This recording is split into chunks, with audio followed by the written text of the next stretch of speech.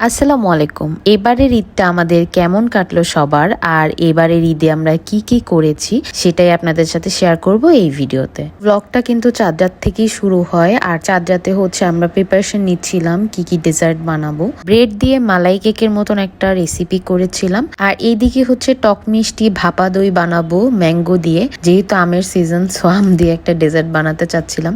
ঈদের সবগুলো ডেজার্ট কিন্তু বানানো হয়ে যায়। আমি 2টা ডেজার্ট বানাই আর আম্মু 2টা বানায়। আমি মালাই ব্রেডটা আর ভাপা দইটা বানাই, আর এইদিকে হচ্ছে আম্মু বিবিয়ানা পিঠা আর হচ্ছে সেমাইটা বানিয়ে ফেলে। ডেজার্ট বানানো শেষ হলে আমি আর দীপ্ত চাঁদ রাতে একটু ঘোরাঘুরি করব, তাই বাইরে বের হয়ে যাই। তো আমরা কিন্তু গুলশানের দিকে যাচ্ছিলাম, হঠাৎ করে আমার নজরে আসে ফ্লাইওভারের উপরে তো সুন্দর করে আর্ট করে রাখছে, দেখতেই না ভালো লাগতেছিল, আর ঢাকাকে মনে হচ্ছিল একদম নতুন নতুন। এরপর আমরা গুলশানের ইউনিমার্টের ওখানে চলে যাই, তো অন্তরার সাথে দেখা হয়, আর ও হচ্ছে আমাকে মেহেদি দিয়ে দিচ্ছিল। মাশাআল্লাহ, ও কিন্তু অনেক সুন্দর মেহেদিও দেয়, আর মেহেদি দেওয়ার সাথে সাথে ও হচ্ছে আমাকে জুসও খাওয়ায়। বেসিক্যালি ও আমাদের ফ্রেন্ড, তো ওর সাথে দেখা করতে গেছিলাম, আর এই সুযোগে হচ্ছে ওর কাছ থেকে আমি মেহেদিও দিয়ে নিই। এরপরে মেহেদি দেওয়া শেষ করে আমরা বসেছিলাম কিছুক্ষণ, দেন ওর সাথে আমরা ছবি টবি তুলি, গল্প টল্প করে দেন আমরা বের হয়ে আসি। পরে আমরা চলে আসি টোকিও কিচেনে। এখানে মাহাদিরা আমাদের জন্য ওয়েট করতেছিল।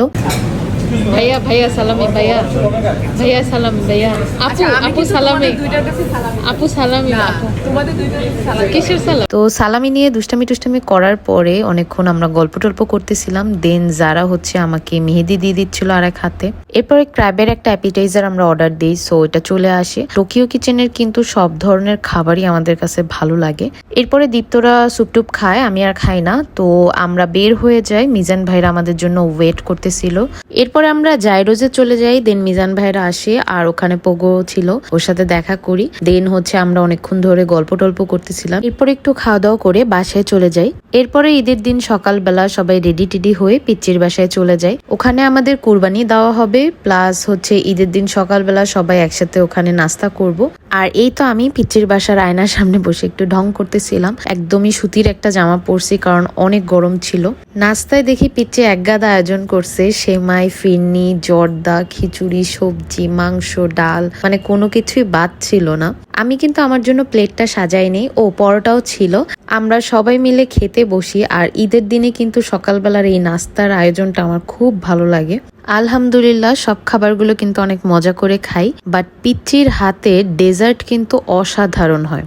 তো এদিকে দেখি পিচ্চি কিন্তু চটপটি সাজায় রাখছে সব মাল মশলা দিয়ে, আর চটপটি তো ঈদের সময় মিসই করা যায় না। আমার বাপের বাড়িতে কিন্তু ঈদের দিন চটপটি খেতে আমার খুব ভালো লাগতো, আর আলহামদুলিল্লাহ বিয়ের পরে এই কমতিটা আমার ফিল হয় নাই কখনোই, কারণ ঈদ থাকলে আমার শ্বশুর বাড়িতে চটপটি মাস্ট থাকবে। তো কুরবানি দিতে দিতে কাটাকাটি করতে করতে অলমোস্ট 12:30 থেকে 1টা বেজে যায়, তাই আম্মু কিন্তু আমাদের জন্য মোরগ পোলাও রান্না করে ফেলে, বিকজ আমরা একবারে দুপুরের লাঞ্চটা শেষ করে দেন বাসায় চলে যাব।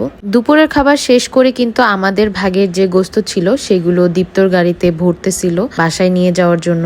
বাসায় এসে এক গাদা কাজকর্মের পরে আম্মু বাসায় গোস্ত রান্না করে কুরবানির। আমাদের বাসায় কিন্তু ওই দিনের গোস্ত ওই দিনই রান্না করা হয়। কুরবানিতে মাংস ভাগাভাগির যেসব কাজকর্ম থাকে ওগুলোর ক্লিপ আমি দিতে পারলাম না, বিকজ অনেক কাজের প্রেশারে ছিলাম, এই কারণে ক্লিপ নিতেই পারিনি। এরপরে সন্ধ্যার দিকে একটু সুন্দর মতন রেডি টেডি হয়ে নেই। এই ড্রেসটা পরে ফেলি, এটা কটনের ছিল আর এত কমফোর্টেবল ছিল কি বলবো। বেসিক্যালি আমার পায়ে যে হিলটা দেখতেছেন, এই হিলটার জন্যই আমি এই ড্রেসটা কিনি, কারণ এই হিলটা আমি অনেক দিন ধরে কিনে রাখছি, বাট পরাই হচ্ছিল না। তো এই ড্রেসটা নেওয়াই এই হিলটা পরার জন্য। তো একদম ম্যাচিং করে সবকিছু পরে ফিটফাট হয়ে বের হয়ে যাই। চলে আসি বসুন্ধরা সিটিতে। আমরা আজকে তুফান মুভিটা দেখব। ঢুকতেই দেখি এত পরিমাণে ভিড়, মানে পুরা হাউসফুল ছিল। আমরা যেহেতু অনলাইনে টিকিটটা কাটছি, তো দীপ্ত ওখানে গিয়ে টিকিটটা কালেক্ট করে, আর এই দিকে কিন্তু মিডিয়ার লোকজন পুরা ভরা, একের পর এক খালি ইন্টারভিউ চলতেছে মুভি নিয়ে। আমি কিন্তু সিনেপ্লেক্সে এত সাংবাদিক কখনো দেখি নাই, তাও আবার মুভির জন্য। তো যাই হোক, আমরা কিন্তু টিকিটটা কালেক্ট করে ভিতরে ঢুকে পড়ি। ভিতরে ঢুকার পর দেখি প্রচন্ড ভিড়, পোস্টারের সাথে আর কি বা ছবি তুলবো, লাইনই পাচ্ছিলাম না। আর এইদিকে হচ্ছে দীপ্তর ফ্যানরা আসে, দীপ্তর সাথে ছবি টবি তুলে।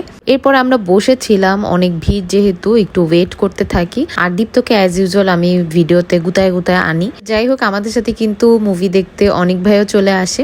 নিজেরও একটু ভিডিও টিডিও করি, নিজের ভিডিও করতেও মাঝে মাঝে ভালোই লাগে। এরপর আমরা সবাই মিলে ভিতরে ঢুকি, আর আমার এক্সপেকটেশন এই মুভি নিয়ে অনেক হাই ছিল ট্রেলার দেখে। ফার্স্ট ডেতেই কিন্তু তুফান মুভি পুরা হাউসফুল ছিল। আমরা কিন্তু মাঝখানের রোতে সিট পাই নাই, আমরা সাইডের রোতে সিট পাইছিলাম।